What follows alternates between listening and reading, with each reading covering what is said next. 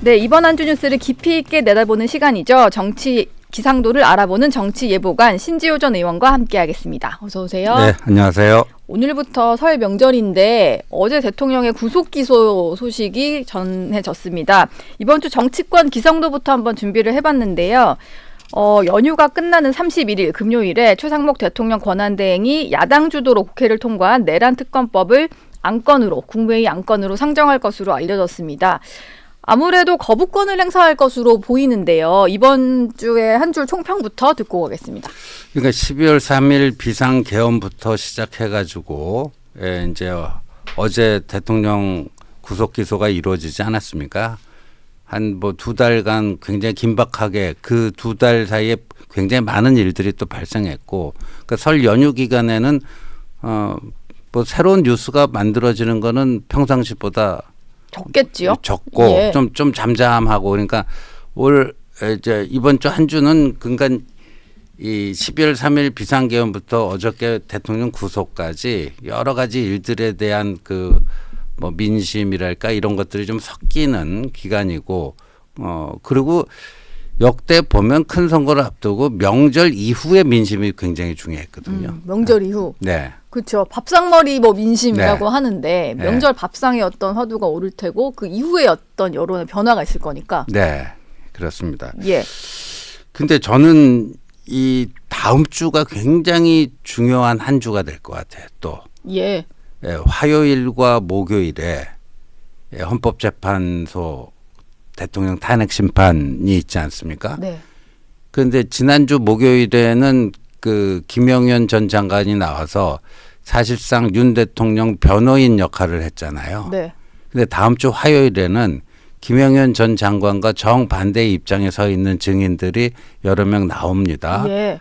뭐 이진우 수방사령관이라든가 여인영 방첩사령관, 그다음에 홍장원 국정원 1차장 이분들이 나와서 대통령 측과 어떤 진실 공방을 벌이는가. 또 목요일에는 그 뭐 본회의장 다 끄집어내라 뭐 했던 그 대통령으로부터 직접 그 지시를 들었다고 국회에서 증언한 곽종근 특전사령관이 나와요. 예. 그래서 다음 주 화요일, 목요일 헌재에서의 그 두 차례 진실 공방을 국민들이 또 어떻게 평가할 것인가. 그 결과에 따라서 또 뭐 이른바 여론은 또 요동칠 수도 있겠다 싶습니다. 일단 설 연휴가 시작되기 전에 있었던 마지막 헌법재판소 변론에서는 김용현 전 장관이 대통령이 주장했던 것을 상당수 좀 말을 이제 결을 같이 해서 얘기를 하고 설 연휴에 들어간 그런 상태인데요. 그리고 연휴 동안 좀 전해진 소식은 검찰이 윤 대통령에 대한 구속기간 연장을 신청을 했는데 2번이나 했습니다. 네. 당연히 좀 연장이 될 줄 알고 그렇죠. 저희도 얘기할 때 구속기간이 최장 20일 이런 표현을 썼었는데 불허가 되면서 열흘 만에 뭐 기소를 할 거냐 석방을 할 거냐라는 결론을 내렸어야 됐잖아요. 네.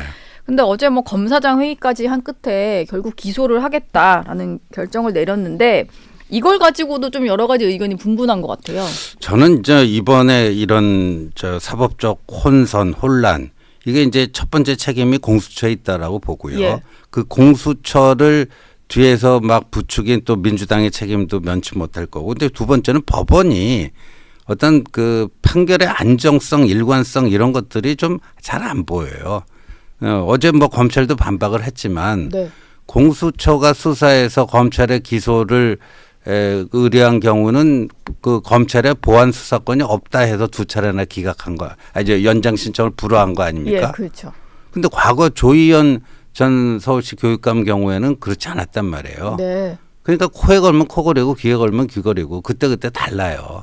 근데 왜 이렇게 좀 뭐 서부지법도 좀 다른 것 같고 중앙지법으로 그렇죠. 가니까 또 다른 것 같고 왜 이렇게 좀 그리고 지금 법원 내부 게시판에 그 서부지법이 2차례 체포영장 발부하고 또 구속영장 발부하고 한 게 과연 맞는 건지. 예. 내란 수사권이 없는 공수처가 그렇게 한 거에 대해서 서부지법은 문제 없다. 그리고 나중에 중앙지법도 윤석열 대통령 측에서 낸 그 체포 적부심 기각하지 않았습니까? 그러니까 공수처 내란죄 수사에 별 문제가 없다라는 거 아니에요. 네. 근데 법원 내에 다른 의견도 있다라는 게 확인됐고 그렇죠. 나중에 뭐 1심, 2심에서는 유죄로 올라갔는데 뭐 대법원에서 이거 법리 적용 잘못됐다. 대법원은 법률심이잖아요. 그렇죠. 그러니까 거기서 약간의 좀 그렇죠. 판단이 달리 바뀔 나올 수도 수도 있죠. 있겠네요. 예. 예. 그래서 지금 법원도 굉장히 스스로 정리가 안 돼 있는 것 같아요. 지금 검찰 입장에서는 공수처 수사만으로는 조금 이렇게 보완이 필요한 상태라고 판단을 했기 네. 때문에 당연히 구속기한을 연장 신청을 한 거고, 대면 조사를 공수처는 한 번도 못 했잖아요. 물론 네. 이제 체포 직후에 한 번 하긴 했습니다만 묵비권 행사했으니까 별로 의미 없는 거였고, 근데 이 상태로 기소를 했을 경우에 검찰이 공소 유지를 할 수는 있을지. 공소 유지에 자신이 있다고 봤기 때문에 심우정 검찰총장이 기소를 한 최종적으로 걸까요? 예, 기소를 한 거라고 보고요. 예. 만약에 어제 기소를 안 하고 석방하고 불구속 수사를 그렇게 결정을 내렸으면은 전국이 또 한 번 크게 요동치고 민주당이 가만히 있겠습니까? 민주당이 뭐 대통령이 검찰 출신이니 뭐 그렇게 또 엮어가지고 또 엄청 공격을 했겠죠. 예, 자기 뭐 친정이라고 다 봐주고 짬짬이 돼갖고 그러면 이제 심우정 검찰총장 탄핵 바로 들어갔을 거라고 봐요, 저는. 예. 뭐 여러 가지 좀 논란을 감안해서라도 기소 결정을 좀 내린 것 같습니다. 좀 오래 걸렸어요. 검찰장 네. 회의하고 나서도 그쵸? 한참 네. 걸려서 저녁에 나온 거니까 어쨌든 현직 대통령이 헌정사 처음으로 구속 기소가 되면서 대통령이 1심 선고 나올 때까지 이것도 연장을 여러 번 할 수 있으니까 최대 한 6개월 구속 상태로 재판을 받게 됐는데 보석을 청구할 걸로 좀 알려지더라고요. 네, 저는 뭐 그럴 거라고 보는데 뭐 그건 또 뭐 재판부 판단에 달려 있겠죠. 근데 저는 만약에 이제 검찰로 그 구속 기간이 연장돼서 검찰에서 대통령 그 대면 조사를 시도했을 때 대통령 측에서 응했을까 하는 점도 좀 의문 부호입니다. 검찰이 만약에 불렀으면 공수처에는 안 갔지만 검찰에 갔겠느냐? 네. 예. 그것도 안 갔을 가능성이 좀 크다고 보세요. 안 갔을 가능성도 저는 있다라고 보고 왜냐하면 대통령 측의 일관된 입장은 지금 두 개의 재판, 헌법재판과 이 형사재판, 그러니까 이거 다 동시에 하기에는 너무나 부담스럽기 때문에 예. 우선 저 탄핵 심판부터 하고 나서 그 다음에 이제 형사 그 소송 뭐 형사 관련된 건 그때 그 절차는 진행하자 그런 입장이었잖아요. 예. 근데 공수처가 수사를 시작할 때 내란죄 수사를 할 수 있는 권한은 경찰에만 있다 보니까 네. 뭐 직권남용으로 시작을 해서 내란 우두머리 혐의까지 좀 이렇게 넓혀서 수사를 한 걸로 저는 알고 있는데 검찰이 기소한 걸 보면 내란 우두머리 혐의만 했더라고요. 그거 말고는 다른 거 할 수가 없잖아요. 예. 현직 대통령이니까 직권남용. 형사소추 예. 권한 그 소추를 받지 않는다 그거에 있어서 좀 자유로울 수 있는 네. 내란죄만 적용을 해야 그렇죠. 되기 때문에 예. 저는 계속 그냥 공수처 수사가 워낙 좀 제대로 되지 않았다라는 이제 우려들이 있다 보니까 그리고 이게 법원으로 갔을 때는 증거 능력을 좀 인정받지 못할 수도 있다 이런 얘기들이 있다 보니까 이 상태로 넘긴 검찰의 판단도 좀 궁금하지만 1심에 갔을 때 이게 제대로 된 결론이 나올 수 있을까? 뭐 이를테면은 정말로 무죄가 갑자기 선고되거나 이런 일도 나오면 엄청난 사회적 혼란이 일 수가 있잖아요. 막 그런 게 조금 우려가 되는 거죠. 그러니까 지금 그래도 제가 다음 주에 화요일 목요일이 좀 중요하다고 보여지는 게 지금 계속 그 대통령 측의 주장과 그 대통령의 그 명령 지시를 받은 군 관계자, 경찰 관계자, 국정원 관계자들의 진술이 완전히 엇갈리잖아요. 예. 그러니까 후자 이쪽 뭐 그 군 관계자, 경찰 관계자의 진술이 맞다면 윤 대통령 측에서 허위 진술을 하고 있는 거고. 예.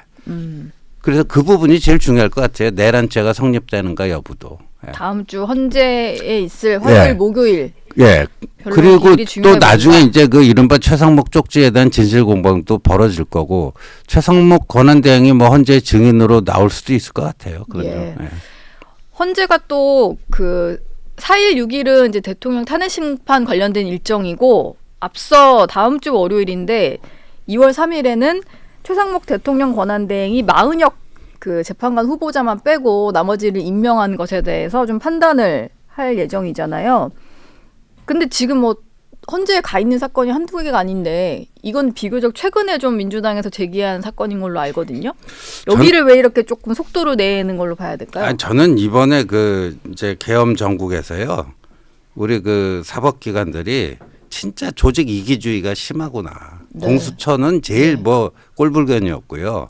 뭐 경찰도 그렇고 검찰도 그렇고 이 지금 헌법재판소까지 이러는 거 아닙니까?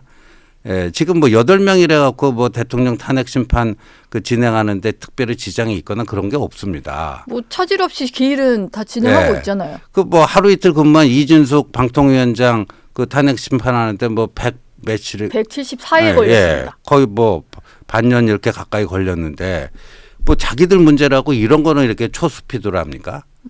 그리고 마은혁 이 후보자는 저 이념 성향이나 뭐 이게 분명한 사람 아닙니까? 예. 그러니까 이 분이 들어오면 무조건 이제 탄핵 인용이 한 표 무조건 느는 거예요. 한 표 늘어나는. 예. 지난번에 뭐 이진숙 방통위원장 예.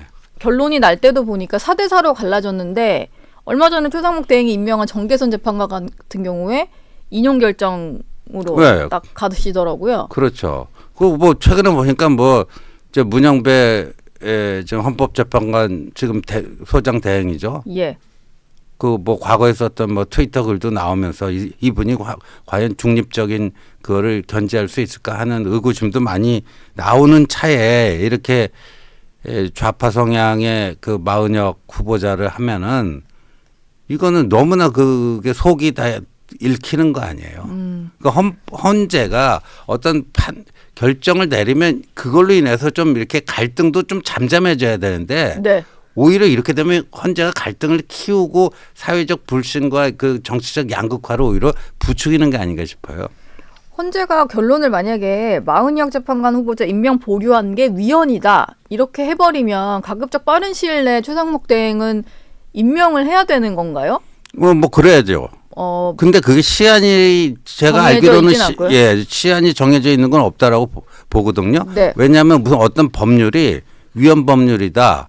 뭐 그랬을 때 그거 국회에서 다시 그 헌재에서 지적받은 부분을 그 고쳐야 되는데 딱 시한이 있었던 것 같지는 않은데. 아 그러네요. 뭐 보안 입법을 해야 되는데 뭐 방치하는 바람에 뭐 낙태 관련된 그렇죠. 것도 정리가 안 되고 있으니까. 아니 저는 만약에 저 마은혁 후보자 임명 안 한 게 뭐 위헌이다 그러면 아니 최상목 권한대행은 그 대통령 탄핵 심판 결론 나고 나서 하겠다 그래야죠. 예. 예. 어쨌든 헌재가 본인들과 관련된 것에는 조금 속도를 내고 있다 이런 인식들이 좀 생긴 것 같습니다. 근데 탄핵 직후에 국민의힘과 민주당의 어떤 이제 행동 패턴을 보면 그때는 국민의힘이 좀 분당 사태를 겪기도 했었고 당시 새누리당이 네. 지금 보면 좀 그래도 뭉쳐서 좀 가고 있는 것 같고 그렇죠.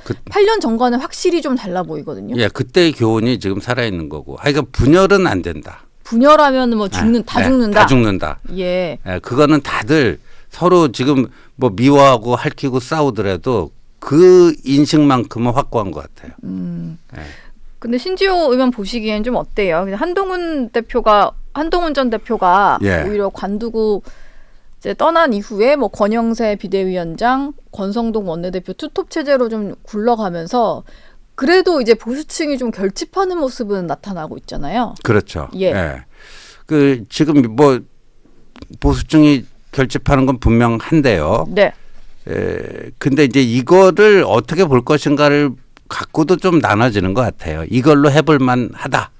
최근에 여론조사 흐름 네. 굉장히 뭐 빠른 속도로 개선되고 있잖아요. 그러니까 이 추세대로 쭉 가면 이대로 쭉 가면 뭐 해볼 만하다. 조기 대선 치르더라도 이길 수 있다. 이런 게 있고 이거 착각하면 안 된다. 이것만 갖고는 안 된다. 예, 이것만 갖고는 중도층까지 끌어와서 정말로 대선에서 이길 수는 없다. 네. 뭐 이런 뭐 우려들도 있긴 있죠.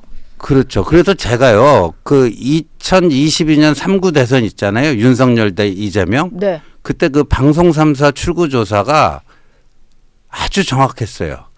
그때 뭐 실제 0.6%로 윤석열 후보가 이긴다 그러는데 실제 0.73%로 이겨가지고 이거 뭐 과학이자 예술이다 막 그럴 정도로 그 출구조사 역사상 제일 정확한 거였는데 그때 저 조사한 사람들 이념 성향 그 답한 거 보면요.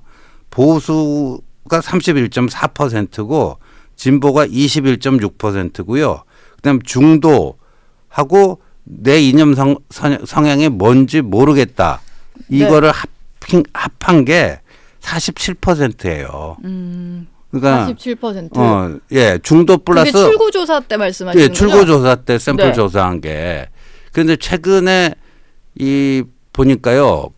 그 중도에서는 거의 뭐 2배 정도 차이가 난다라는 당 지지율이요. 예. 예, 여러 조사를 통해서 지금 확인이 되고 있거든요. 네.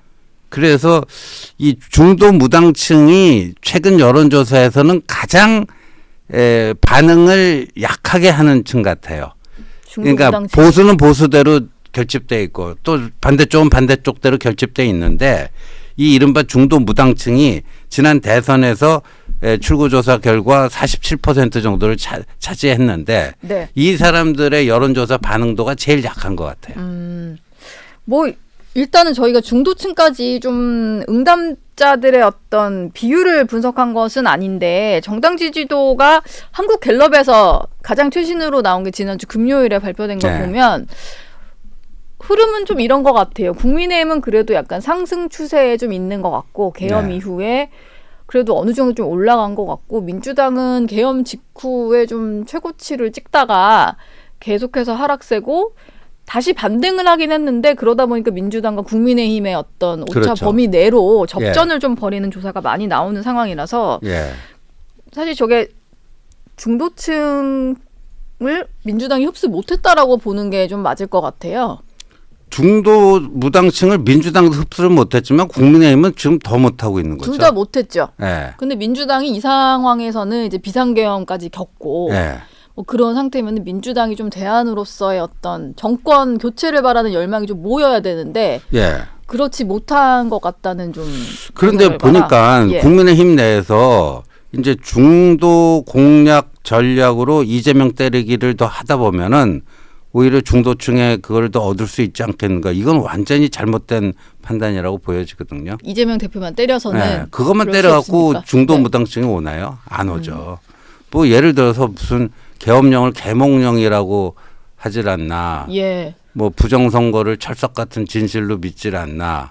뭐 이런 식의 어떤 그 당내 기류에 대한 변화나 이거 없이 이재명만 때린다고 중도 무당층이 국민의힘을 지지할까요?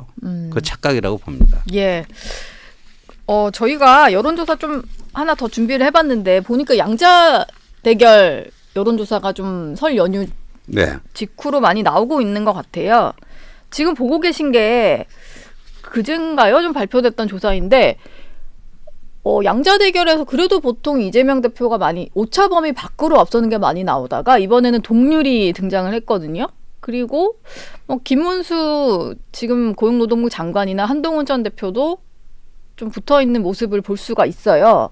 저 흐름은 좀 어떻게 봐야 될까요? 저 흐름은 국민의힘이 그러니까 분열하지 않고 예. 그다음에 중도 무당층의 소구력이 있는 어떤 자세로 가면 승산이 있다라는 얘기 아니겠어요?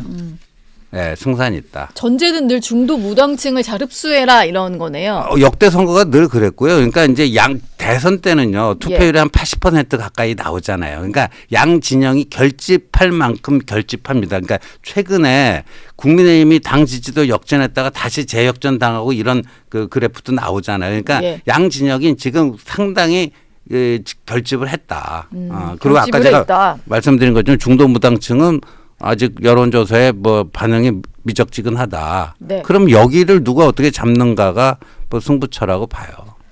지금 저기 그 양자 대결을 보면 그래도 비교적 중도층에 좀 그 소구력이 있는 네. 오세훈 서울시장 같은 경우가 좀 잘 나오는 것 같고 뭐 그냥 양자가 아니라 다자 대결로 붙였을 때는 잘 나오는 김문수 지사는 좀 떨어지긴 합니다. 비교적. 그리고 한동훈 전 대표 같은 경우는 네. 원래는 뭐 이재명 대표랑 비슷한 수준으로까지도 좀 올라왔던 편인데 지금 보면 이 탄핵 국면을 거치고 보수가 결집하면서 점점 지지율이 상승은 아닌 것 같아요. 네, 근데 예. 저 지금 그래프를 보면 재밌는 거는요. 이재명 대표가 다른 세 분하고 할 때는 41, 42로 그러는데 한동훈하고 붙을 때는 39고. 그러니까 이재명과 한동훈의 격차가 6%고. 근데 이재명과 김문수의 격차도 4% 포인트. 4%고 뭐 좀 이런 거 아니에요? 그러니까 저 한동훈이 들어오면 약간 그 판단 유보? 예. 민주당의 어떤 지지층이 결집돼 있는 상태지만 그래도 한동훈 후보가 양자 대결로 들어왔을 때 예. 약간의 이재명 대표 지지성이 저는 뭐 돌아서는 게 있다. 예, 민주당 지지층이 넘어오는 건 아주 소적이라고 보고요. 예, 이제 뭐 아까 말씀드린 중도 무당층에서는 아직까지 판단 유보가 있고 그다음에 이제 보수층에서 한동훈 대표에 대한 이제 오해에서 비롯된 불신 같은 게 좀 있어요. 예. 이제 뭐 활동 재개를 하면은 그런 부분을 잘 치유를 해야 됩니다. 지금 보니까 한동훈 전 대표가 설 연휴 전에 진종호 네. 의원 만나서 그 뭐 화해를 한 겁니까? 뭐 화해라기보다도 예. 뭐 다 그래서 진종호 최고위원 자리를 좀 지키고 있었으면 네. 대표 체제가 안 무너졌을 수도 있는데 장동혁, 진종호 두 분이 거의 뭐 한동훈 대표 지지자들 사이에서는 좀 배신자 이렇게 되신 거 아니에요? 예, 배신자 뭐 그렇게 좀 몰렸었죠. 근데 이제 진정호 최고위원은 본인이 그때 그 직후부터 그때 좀 그 의원총회 분위기가 아주 험악했잖아요. 예. 그래가지고 좀 그 분위기에 좀 짓눌린 것 같아요. 분위기에. 그래서 이제 자신이 그런 판단을 내린 거에 대해서 좀 미안한 마음을 한동훈 대표한테 전했고 한동훈 대표가 그냥 수용을 한 거죠. 왜냐하면 정치는 원래 우리 편 아닌 사람하고도 같이 가야 되는 게 정치인데 네. 우리 편이었다가 좀 인간이니까 실수할 수도 있는 거 아니에요. 어쨌든 두 분은 좀 화해가 된 상태인 그럼요. 것 같고 예. 장동혁 의원과는 그건 모르겠어요. 그건 모르겠어요. 예. 궁금한 건 그겁니다. 뭐 네. 한동훈 전 대표가 1월 중에 좀 활동할 수 있다고 하다가 지금 뭐 1월 거의 다 지나가고 지금 설 연휴잖아요. 2월 중에는 활동 재개할 것 같아요. 2월 중에요. 네, 2월 뭐 한 중순 전에는 늦어도 중순쯤에는 활동 재개하지 않을까 그런 정해진 바는 없고요. 제가 알기로는 예. 뭐 한동훈 대표 마음속에는 정한 게 있을런지 모르겠는데 제가 뭐 파악하기로는 딱히 뭐 스케줄이 딱 정해진 건 없고 대략적인 걸 느낌으로는 한 2월 중순까지는 뭐 활동 재개하지 않을까. 예. 뭐 당연히 그러면 대선 후보로 차별할 뛸 수도 있는 겁니까? 예, 뛸 거라고 보고요. 그다음에 이제 계엄, 탄핵, 대통령 구속까지 거치면서 우리 이제 전통적인 당 지지층 보수층들의 마음의 상처가 굉장히 많았잖아요. 네. 그러니까 아까도 말씀드렸듯이 이제 한동훈 대표도 지난 뭐 12월 중순경에 이제 대표직에서 물러나서 지금 한 달 이상 좀 자명을 하면서 그때 그 일들에 대한 어떤 회고와 성찰을 한 거 아닙니까? 그래서 마음의 상처를 많이 입은 우리 지지층들 그 좀 위무하고 그간에 본인이 이제 성찰하면서 느꼈던 것들을 진솔하게 전달하는 기회가 있을 거라고 봅니다. 지금 그러면은 아예 뭐 당과 동떨어진 행보라기보다는 뭐 당원들도 좀 만날 수도 있는 거고. 그렇죠. 그런 행보를 알겠습니다. 앞으로 좀 있을 주요 일정 중에는 이재명 대표의 항소심 재판을 또 빼놓을 수가 없을 것 같은데 지난 1월 23일에 항소심 첫 재판이 열렸는데 재판부에서 2월 말 2월 26일을 가급적이면 결심 공판을 그때 하겠다라고 했습니다. 특별한 사정이 없으면 그랬는데 그때까지 해야죠. 특별한 사정이 있을 게 뭐가 있습니까? 특별한 사정을 또 만들까 봐 이재명 대표는 만들려고 하겠죠. 예. 근데 그 법원이 그냥 가차없이 뭐 해야죠. 예. 근데 좀 항소심 재판부가 증인도 상당수 좀 정리를 하고 이런 걸 보면 특별한 사정을 만들려고 해도 받아주지 않을 그러니까요. 것 같은 예. 결기는 좀 예. 있는 것 같아요. 그렇죠. 예. 그럼 2월 26일에 결심 공판이면 보통 3월 초에는 선고가 나온다는 얘기인데 이거 결과에 따라서 또 민주당도 아니 그 3월 초가 될지 중순이 될지 뭐 3월 말이 될지는 아니면 3월에 안 할지는 그 진짜 재판부 마음이에요. 근데 이 정도면은 좀 예, 빨리 3월 하지 중에는 않을까요? 해야지 상식이겠죠. 왜냐면 예. 3월 12일까지는 신권 배당을 하지 말아달라는 네, 요청을 그러니까요. 했는데 그 그걸 직전에는 넘겨버리면 그쵸? 그래서 그 직전에는 나오지 않을까 싶어요. 이재명 대표 같은 경우도 상황이 이렇다 보니까 점점 비명계 중에 목소리 내는 사람들이 늘어나는 것 같아요. 그쵸. 이재명 대표만으로는 안 된다. 음. 뭔가 이재명 대표가 너무 고생하니까 뭐 이렇게 포장은 되어 있습니다만 이게 좀 그냥 그 속내를 들여다보면 이 대표의 어떤 독주 체제 때문에 민주당이 지금 이렇게 이런 상황에서도 국민의힘과 비등비등하게 나오는 거다. 뭐 이런 약간의 좀 비판적인 시각이 잠자고 있는 것 같아요. 그렇죠. 그래서 그 항소심 나오면 이제 더 뭐 이른바 비명계들의 어떤 움직임들은 활발해질 거고 글쎄요. 그거를 저 이제 일극 체제, 유일 체제라는 게 견고해 보이지만 한번 또 그 무너지기 시작하면 와르르거든요. 예.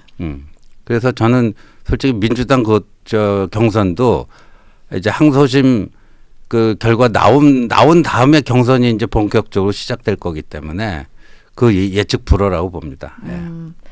이재명 대표 입장에서는 상당히 좀 조급할 그렇죠. 것 같은데 예, 예. 앞으로 좀 어떤 스탠스를 취할 거라고 좀 근데 요새 예상하시나요? 뭐 친기업 행보 무슨 뭐 중도 공략하고 뭐 본인 그 뭐 기본소득 뭐 기본사회 이런 공약도 사실상 뭐 철회하고 뭐 한다는데 이재명 대표가 워낙 그 말 바꾸기를 해가지고 내가 중도 행보한다고 했더니 진짜 그런 줄 알았어요. 또 뭐 이러지 않을까. 예. 그 이재명 대표가 그 자기 그 구업을 만들어 왔어요. 그 구업 때문에 이제는 무슨 말을 해도 거기에 대한 신뢰도는 확 떨어져요. 그러니까 사실 지금 대통령 구속 기소까지 됐고 네. 탄핵 심판도 뭐 헌재 입장에서는 구인 체제가 안 돼서 조금 뭐 문제라고는 합니다만 지금 국민들이 보기에는 속도감 있게 진행이 되고 있는데 이재명 대표 관련된 것만 좀 진척이 안 나는 상황이다 보니까 이게 더 이상은 좀 피하기는 어렵지 않을까. 그렇죠. 뭐 증인을 언어학자도 부르겠다 뭐 이런 얘기까지 하더라고요. 언어학자가 왜 필요합니까? 그냥 언어학자가 일반인들의 왜 보통 사람들의 평균적인 언어 감각으로 판단하면 되는 거죠. 예. 예. 이런 거는 다 약간 법원에서 제동이 걸릴 것 같다라고 예. 보세요. 그 언어학자는 증인 채택 안 해준 걸로 아는데요. 예. 알겠습니다. 이재명 대표 얘기까지 해봤고요. 오늘 정치예보가는 여기서 마무리하겠습니다. 고맙습니다. 네, 고맙습니다.